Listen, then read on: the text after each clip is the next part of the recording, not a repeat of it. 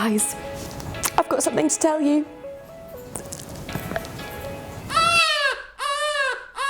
Got you. I'm not pregnant. But one day I might be, and having kids is apparently really expensive. The average kid uses £11,000 just on clothes while they're growing up. And normally these tiny fashionistas' outfits end up either in the bin or their parents stash them away in attics and lofts. About half of parents admit to hanging on to their kids' baby clothes when they're well into their teens. So thinking about all this, I wanted to know what parents could do to make their babies' clothes last longer, and because I'm not a mum, I needed to talk to someone with a bit more know-how. Hi, I'm Charlie, mum to 2-year-old Noah, and like most parents, I'm just kind of making up this parenting thing as I go along, really. So apparently there are 183 million little bits of baby clothing stashed away in homes across the UK. Does that surprise you, or do a lot of the mums that you know have things kind of kept up in attics and lofts? This literally doesn't surprise me at all, and I've got to admit most of Noah's clothes are stashed in my loft. I did give some away, but all the ones that were in really good condition I've kind of boxed up, put in the loft in case we have another baby boy at some point.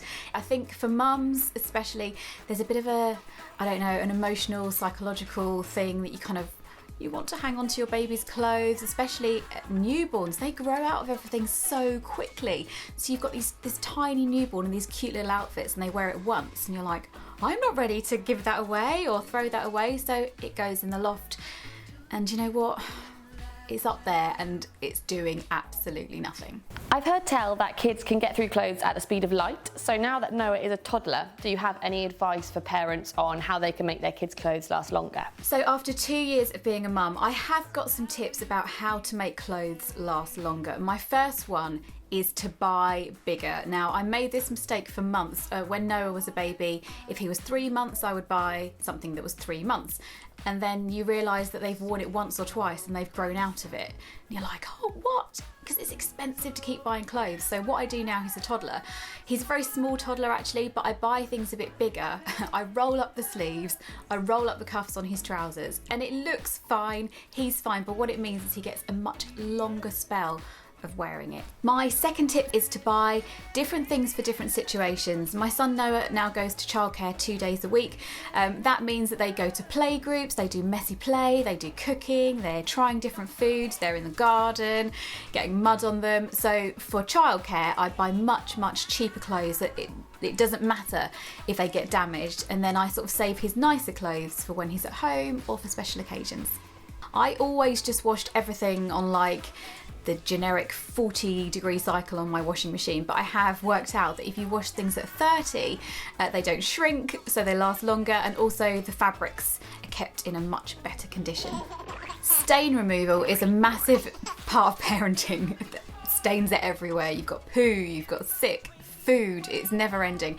My top tip for getting newborn poo out of clothes, and my mum told me this one, and I didn't believe her when she said it, but it's true, is to wash things as normal and then hang them in the garden, because the fresh air and the sunlight will bleach out the newborn poo stains. Now, I didn't believe her, but she was absolutely right. So when Noah was a newborn, we had those beautiful crisp new white baby grows, and then you'd have an orange poo explosion, and you think, okay, that needs to go in the bin. Wash them, hang them out, literally the next day, it's gone.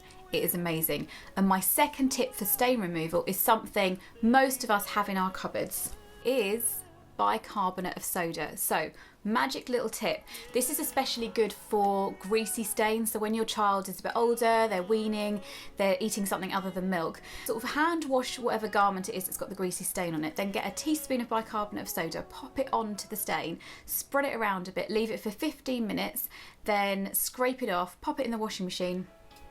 Jobs are good, and it literally works. So we've spoken to a lot of mums, and they told us loads of different opinions about the idea of sharing their baby clothes and passing it on to other people, but they hadn't had a chance to put it into practice yet. How do you feel about the idea of passing on your kids' clothes? So although I have just admitted I haven't really given away any baby clothes as of yet, I think it is such a lovely thing to do. Let's face it, if they're just sitting in the loft or sitting in a wardrobe, they're not doing anything, then they're of no use to anyone.